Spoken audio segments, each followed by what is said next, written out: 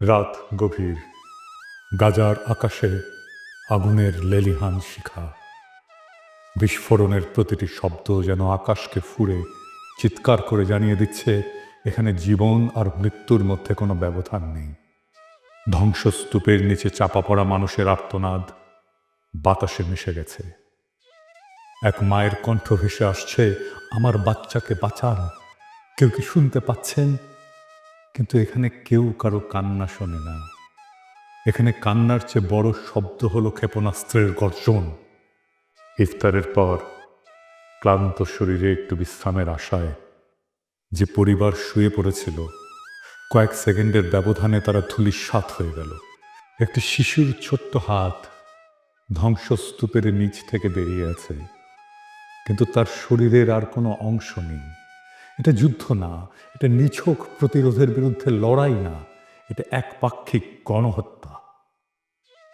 Israel এবং হামাসের মধ্যে যুদ্ধবিরতি বলবৎ ছিল। বিশ্ব আশায় ছিল হয়তো কিছুটা শান্তি আসবে, কিন্তু শান্তি আসেনি, বরং নতুন রক্তপাত শুরু হলো। 18 মার্চ রাতে কসাই নেতানিয়াহুর বাহিনী যুদ্ধবিরতি ভেঙে বেসামরিক মানুষের উপরে ভয়াবহ হামলা চালালো। এক রাতে 400 জনের বেশি মানুষ শহীদ হলো, যাদের মধ্যে অধিকাংশই নারী, শিশু, বৃদ্ধ। যুদ্ধবিরতি নয়, বরং সেখানে আবারও নির্বিচারে বিমান হামলা চালানো হলো।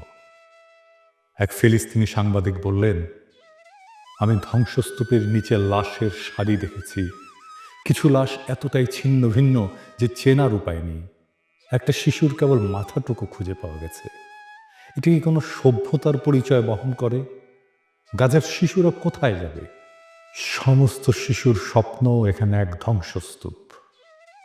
একটা শিশু নাম আমাল, তার পুরো পরিবার গতরাতে একসাথে ইফতার করেছিল। সে খুব খুশি ছিল, কারণ তার বাবা বলেছিল, যুদ্ধ শেষ হলে তোমার পছন্দের খেলনাটা এনে দেব। সেই রাতেই এক বোমা এসে তাদের ঘরটাকে মাটির সাথে মিশিয়ে দিল। আমাল বেঁচে আছে, কিন্তু তার বাবা মা নেই। তার ছোট ভাইটি তার হাত ধরে শুয়েছিল, কিন্তু এখন সে নিথর। গাজার প্রতিটি শিশুই এখন এতিম। তারা আর বাবা মায়ের গল্প শুনবে না, তারা আর স্কুলে যাবে না, তারা আর খেলতে পারবে না। তাদের জীবন এখন একটাই, জীবন থেকে পালাও। এই বর্বরতা কি প্যারিসে ঘটলে বিশ্ব চুপ থাকতো? আর যদি লন্ডন, নিউ ইয়র্ক বা প্যারিস, বার্লিনে এমন একটা হামলা হতো, তাহলে কি বিশ্ব এতটাই নিশ্চুপ থাকতো? যদি প্যারিসের শিশুদের উপরে বোমা ফেলা হতো, তাহলে কি জাতিসংঘ শুধু নিন্দা প্রকাশ করত? যদি ওয়াশিংটনের হাসপাতাল ধ্বংস হয়ে যেত, তাহলে কি বিশ্ব চুপ থাকতো? যদি লন্ডন শহরে একটা স্কুলে 300 শিশু নিহত হতো, তাহলে কি বিশ্ব উদ্বেগ প্রকাশ করেই থেমে যেত? না, তখনই বিশ্ব মানবতা জেগে উঠত, তখনই জাতিসংঘ চিৎকার শুরু করত। কিন্তু যেহেতু এই হত্যাযজ্ঞ গাজায় হচ্ছে, তাই বিশ্বের বিবেক ঘুমিয়ে আছে। কিন্তু এই নীরবতা কি চিরকাল থাকবে? একজন বাবা তার মৃত সন্তানের নিথর দেহের পাশে বসে আছে। শিশুটির হাতে আঁকা ছিল একটা ছবি, একটা সূর্য, একটা ঘর আর একটা ছোট্ট পরিবার। কিন্তু সেই ঘর এখন ধ্বংস হয়ে গেছে। সেই বাবা এখন নিঃস্ব। তার চোখ দিয়ে অশ্রু ঝরছে না, কারণ গাজার মানুষ এত কেঁদেছে যে তাদের চোখের পানিও শুকিয়ে গেছে। তিনি শুধু একটাই প্রশ্ন করেছেন, কবে থামবে এই গণহত্যা? ইসরায়েল কি চায়? ইসরায়েল জানে তারা যত বেশি ফিলিস্তিনিদের হত্যা করবে, তত সহজ হবে তাদের দখলদারি।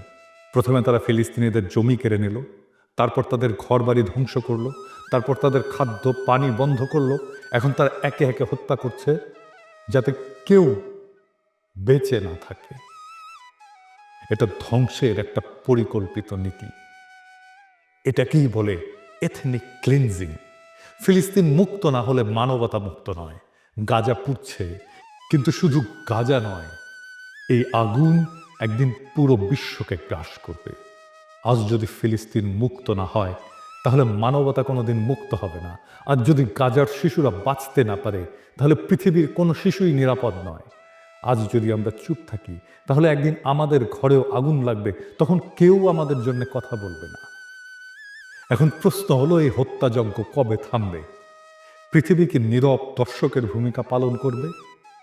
আজ গাজার রাস্তায় শিশুরা কাঁদছে, তাদের বাবা মা মৃত, আর আমরা যারা নিরাপদ ঘরে বসে এই ঘটনা দেখছি, আমাদের কি কিছুই করার নেই? অন্তত কণ্ঠ তো তোলা যায়। বিশ্বজুড়ে সাধারণ মানুষ সোচ্চার হচ্ছে, কারণ গাজার মানুষ শুধু একটা জিনিস চায়, জীবন। গাজার আকাশে আজও আগুনের গোলা উড়ে বেড়াচ্ছে। বাচ্চারা যখন মায়ের কোল জড়িয়ে ধরে কাঁদছে, তখন ইসরায়েলের যুদ্ধ বিমান তাদের ঘরগুলো একের পর এক মাটিতে মিশিয়ে দিচ্ছে। এই নৃশংসতা কেবল গাজার বিরুদ্ধে নয়, একটা মানবতার বিরুদ্ধে নৃশংসতা, এটা মানবতার বিরুদ্ধে এক নির্মম অপরাধ। তাই আজ যারা আমার এই এপিসোডটি দেখছেন, তাদের সকলেরই মনে রাখা উচিত, গাজার মানুষ আজ আমাদের সাহায্যের জন্য চেয়ে আছে। আমরা কি চুপ থাকবো, নাকি তাদের পাশে দাঁড়াবো? পৃথিবীর বিবেক কি জাগবে, নাকি আরো হাজারো শিশু ধ্বংসস্তূপের নিচে চাপা পড়বে নিঃশব্দে? মাহমুদ নামের এক ছোট্ট ছেলেকে উদ্ধারকারী দল ধ্বংসস্তূপ থেকে বের করেছিল। তার নিথর দেহের পাশে ছিল একটা স্কুল ব্যাগ। ব্যাগের ভেতরে লেখা একটা ছোট্ট চিঠি, আম্মু, যুদ্ধ কখন শেষ হবে? আমি কি বড় হতে পারবো? আমি ডাক্তার হতে চাই। এই চিঠির উত্তর কে দেবে?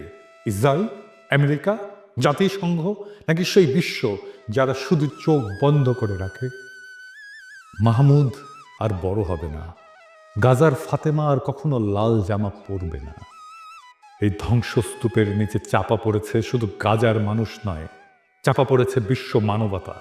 যদি আজ ফিলিস্তিন মুক্ত না হয়, তবে পৃথিবীর কোনো মানুষই মুক্ত নয়।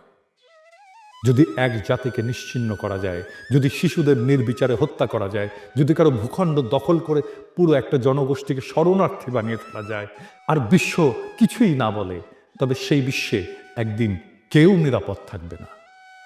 ফিলিস্তিনের লড়াই শুধু ফিলিস্তিনিদের নয়, এটা পুরো মানবতার লড়াই। কিন্তু একদিন সেই ধ্বংসস্তূপের নিচ থেকে যেদিন নতুন ফিলিস্তিন জন্ম নেবে, যেদিন প্রতিটি শহীদ শিশুর নাম স্মরণ করা হবে, যেদিন মানবতা আবার মাথা তুলে দাঁড়াবে, সেদিন আমরা গলা উঁচিয়ে বলবো, ফিলিস্তিন মুক্ত হয়েছে। আর সেদিনই মানবতা মুক্ত হবে। ফিলিস্তিনের স্বাধীনতা ছাড়া আমাদের স্বাধীনতা অর্থহীন। একদিন ঠিক ফিলিস্তিন মুক্ত হবে। একদিন সূর্যের স্বপ্নের শান্তির ভোর আসবে। একদিন পৃথিবীর মাটি, আকাশ, বাতাস মধুময় হবে। সেই দিনের অনাগত প্রজন্ম আমাদের অক্ষমতাকে, আমাদের কাপুরুষতাকে, আমাদের স্বার্থপরতাকে ক্ষমা করো। হে মহান সৃষ্টিকর্তা, তুমি আমাদের ক্ষমা করো। তুমি বৃথাই আমাদের শক্তি দিয়েছিলে। এই দীনতা, এই কাপুরুষতা, এই অক্ষমতার দায় আমরা নিলাম। Free, free, free Palestine. No more murder, no more lies. ইনকিলাব জিন্দাবাদ।